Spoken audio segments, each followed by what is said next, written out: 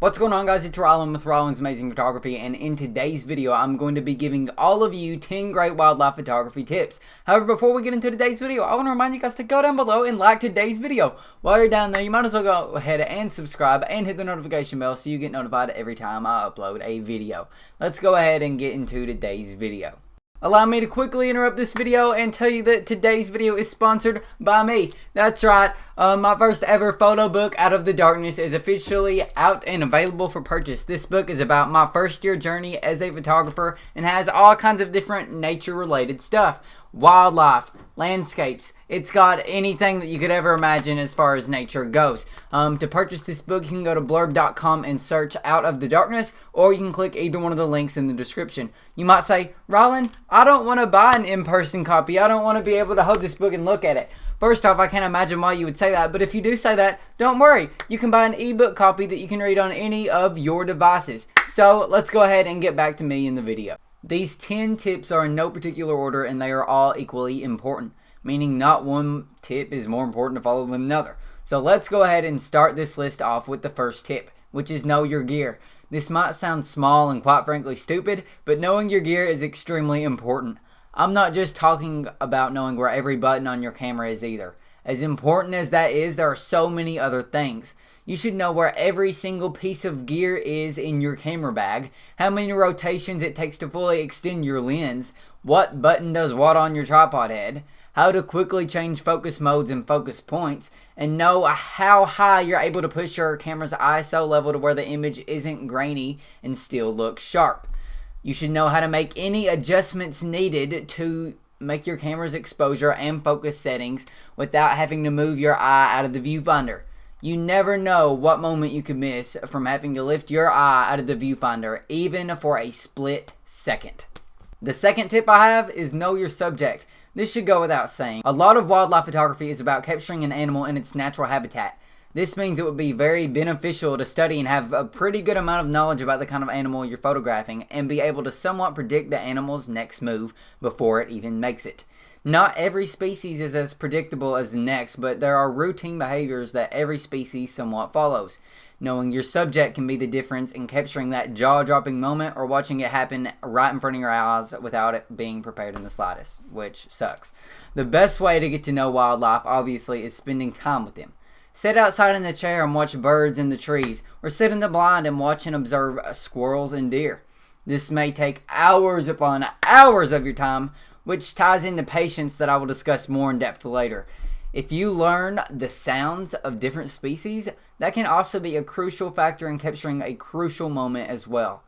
Know what each sound the animal makes, whether it's signaling that a predator is coming or if it's calling for its mate.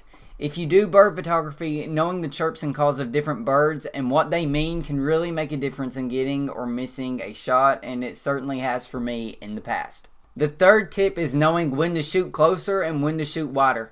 So many wildlife photographers, including myself, are sometimes guilty and even obsessed with getting closer and closer to an animal and constantly needing the longest or biggest lens known to mankind. I know this tip definitely depends on the location that you're at and what the circumstances are, because you may need even more than 600 millimeters to get any kind of shot at all.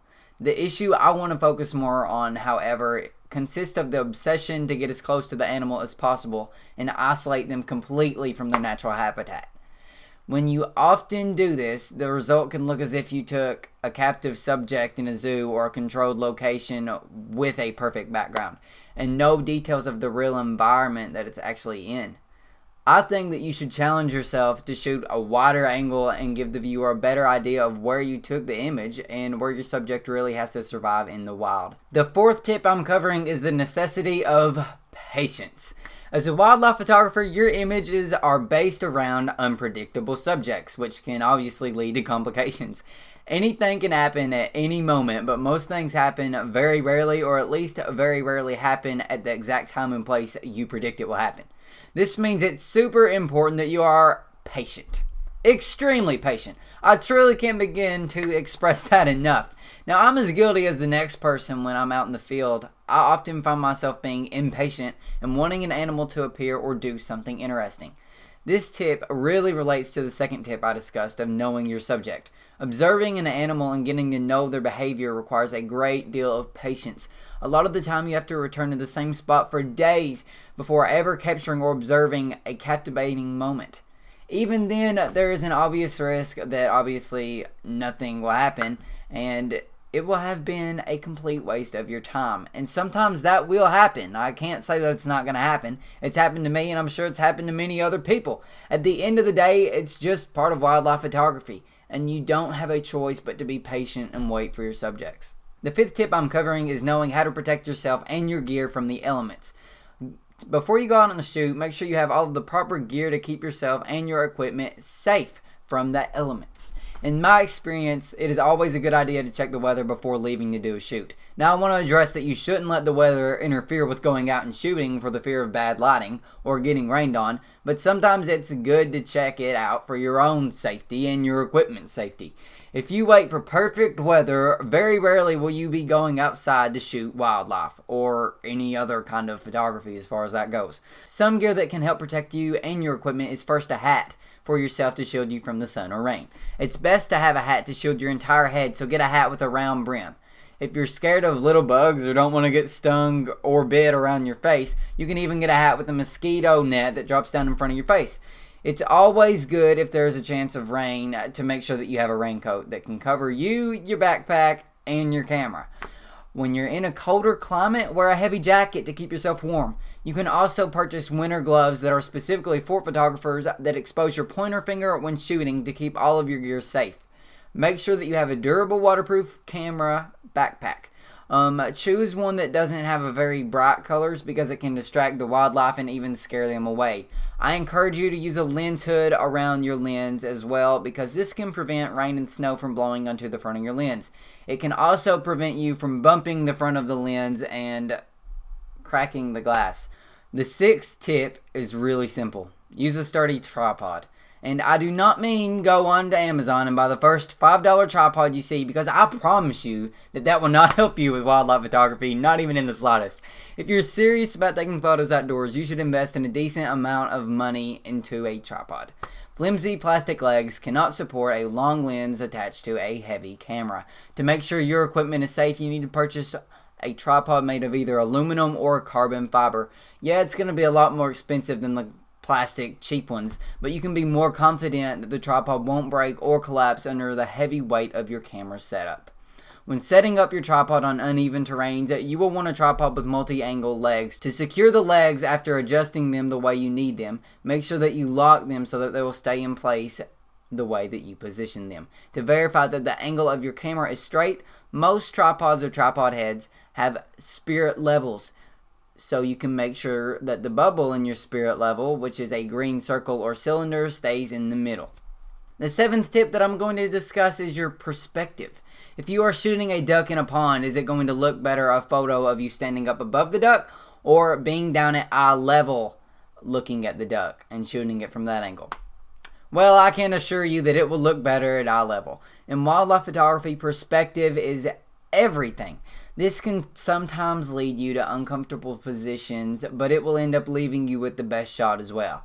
When dealing with small animals that stay low to the ground, if you are able to lay down on your stomach and get on the same level that they are on, you will end up with a fantastic image. Now, I will be the first person to understand that this simply isn't always possible.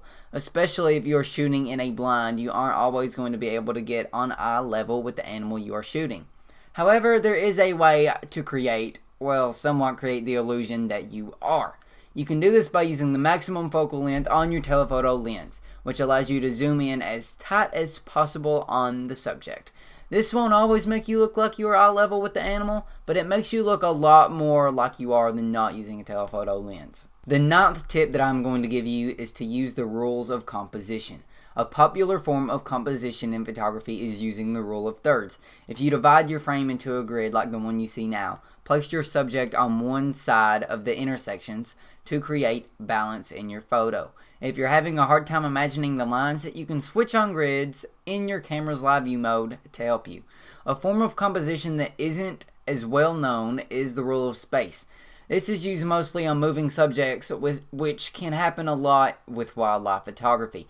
Look at these two images on your screen that I cropped down of a deer running. Which one looks better? You most likely said the one on the right because I followed the rule of space. The rule of space is when you have a moving subject, leave room in front of them to prevent the photo from feeling crowded.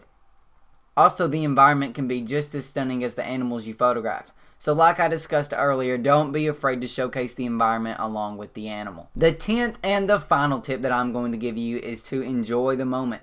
I'll end this video with the best advice I think you can ever hear from a wildlife photographer. Enjoy the moment. I don't even mean being at the right place at the right time. Of course that matters, but what I'm trying to say is don't get so caught up with the technical aspect of getting a great picture that you forget to bask in the moment that you're in that you are witnessing while you're out photographing elegant wildlife. We should be more mindful as wildlife photographers that we are privileged to spend so much time in nature and experience firsthand where man hasn't yet conquered and taken control of. Regardless of the location or animal that you're photographing, have fun while doing it. Wildlife photography doesn't have to always be so serious. I hope you have enjoyed today's video and hopefully these tips will help you. Once again, today's video is sponsored by me. My first ever photography book, Out of the Darkness, is officially out and available for purchase. This is without a doubt the best book for anyone who enjoys nature. To purchase the book, go to blurb.com and type in Out of the Darkness, or use the links below. Remember, you don't have to have an in-hand copy of the book to be able to read it, but you can also purchase an ebook version to read on any of your devices. If you like this video, make sure you go down below and give it a like. And of course, subscribe and hit the notification bell to see more videos just like this. Me in my office, and you can also subscribe to see videos of me out in the field capturing wildlife. You can follow me on Instagram at Rollins Amazing Photography, and while you're at it, go ahead and share this video with some of your friends. Thanks so much for watching, and as always, I hope you guys have an amazing day.